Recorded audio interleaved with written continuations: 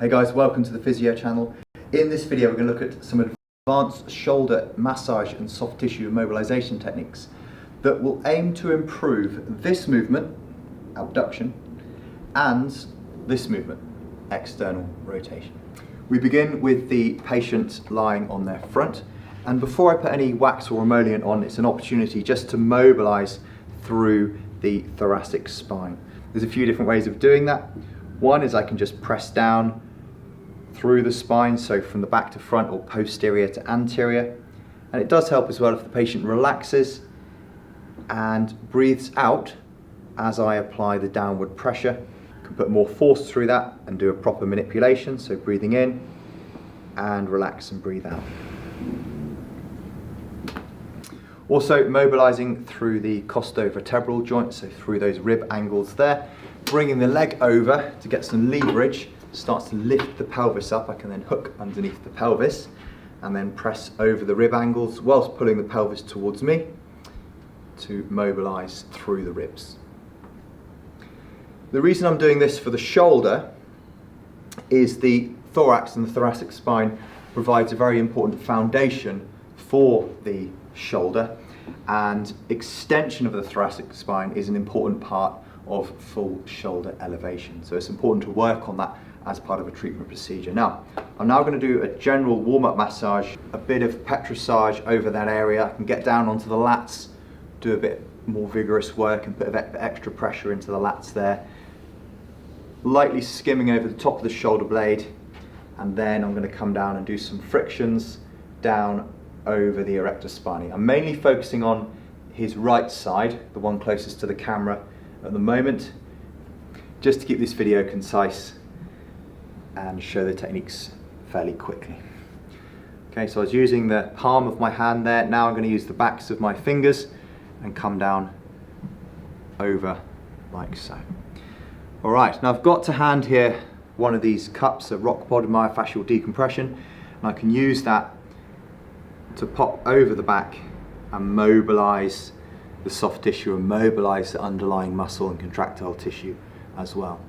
So if I was to find some tender spots, such as some tender points in the infraspinatus here, whilst I could add some pressure and try and do some trigger point style techniques on those, instead I can decompress over that area and then mobilize like this, leaving the cup on and mobilizing for around 30 seconds to a minute before taking it off so that I don't leave any residual markings afterwards. And you can see that's faded really quickly there. Okay, so we've done a little bit there, we've done a little bit here. We're going to start to put the patient into a different position. Moving the patient onto their side, it gives us an opportunity now to start to work on the abduction movement, the lifting of the arm. So lifting the arm up into abduction as far as is comfortable for the patient, I can then come in over the posterior axilla there and drop down over the lats and start to do some soft tissue work whilst trying to encourage an increase in abduction. I'm using the back of my hand here, keeping my fist open so that my fingers are nice and supple, and moving down over the back. An alternative to that, to still keep putting a good bit of pressure through, is to use the base of my palm, so that's the base of the thumb and the base of the little finger there, that's the thenar and hypothenar eminence. Keeping the fingers up allows me to put a bit of direct pressure down through my forearm and through the base of my palm there, moving down towards that thoracolumbar fascia over the back like so. There's also an option perhaps to use your forearm. So coming over here, forearm, you've got a nice broad contact point there, and moving down over the area like this. It could be useful to use your forearm so you don't overuse your wrist and wear out your thumbs if you're just starting to do techniques like this, which can be great, except you can wear out your thumbs. So using tools can be helpful. I'm going to use again the silicone rock pod here.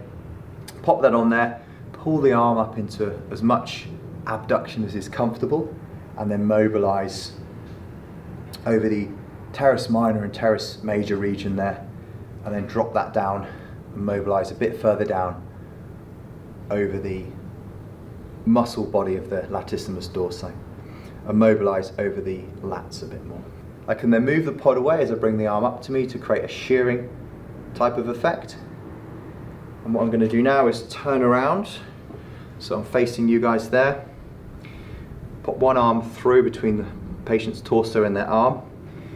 And just begin by mobilizing that soft tissue a little bit more, and then find the medial border of the scapula, hold over the front of the humerus, relax and loosen off that shoulder, get under that medial border, and start to pull the shoulder blade away from the center of the spine. Then rotate and mobilize the whole shoulder girdle.